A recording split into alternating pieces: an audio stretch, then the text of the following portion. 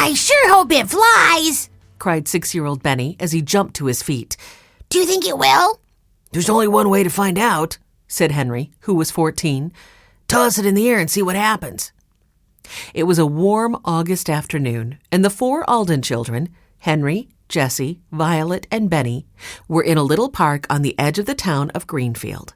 They were making paper airplanes while their dog, Watch, dozed in the sun nearby. I guess you're right, Henry, said Benny. There's only one way to find out.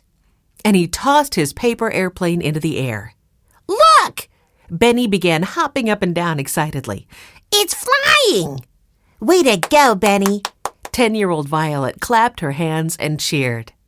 Jessie, who was 12, gave her little brother a thumbs up. Great job, Benny. Watch, who was awake from his nap, went racing across the park. A moment later, he came running back with Benny's airplane in his mouth. Wagging his tail, the dog dropped the airplane at Benny's feet. Thanks, Watch. As Benny bent to pick it up, a frown crossed his round face. Uh-oh. What is it, Benny? Jessie asked. Watch chewed it up a bit, Benny told her. I don't think it'll fly anymore. Never mind, Benny. Violet had folded a square sheet of purple paper into the shape of an airplane.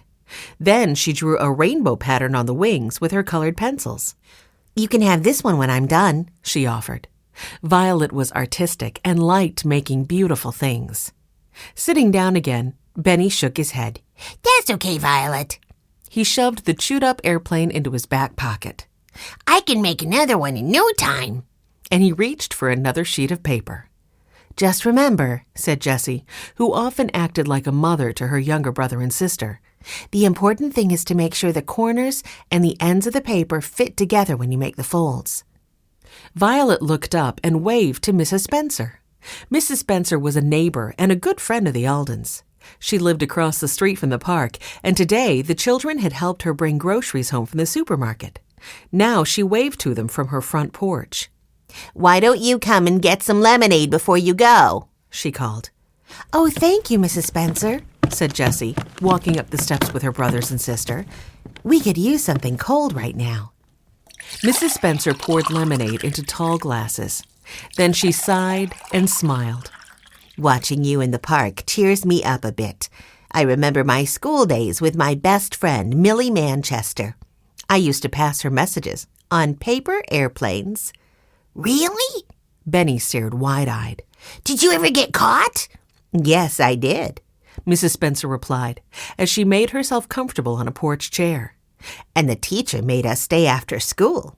We had to write, I will not throw paper airplanes in school 100 times on the blackboard. Wow! Benny's big eyes grew even rounder. I bet that took a long time. Henry, Jessie, and Violet laughed. They couldn't imagine Mrs. Spencer throwing paper airplanes. She was such a sweet lady, and it was hard to think of her getting into trouble at school. Have we ever told you about our old days, Mrs. Spencer? Jessie asked. When we lived in the boxcar? Why, your grandfather told me.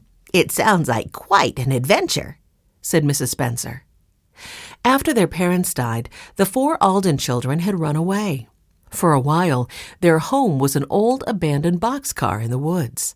But then their grandfather, James Alden, found them, and he brought his grandchildren to live with him in his big white house in Connecticut.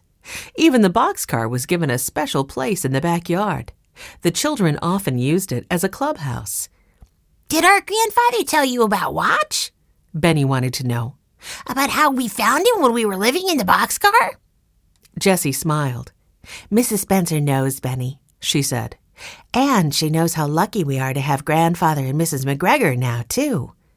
Mrs. McGregor was the Aldens' housekeeper and a wonderful cook.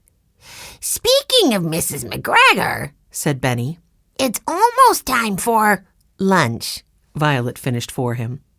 This made everyone laugh. The youngest Alden was always thinking about food. Making paper airplanes gives me an appetite, Benny said with a grin.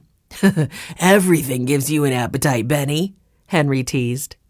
The children thanked Mrs. Spencer for the lemonade and headed home with their paper airplanes.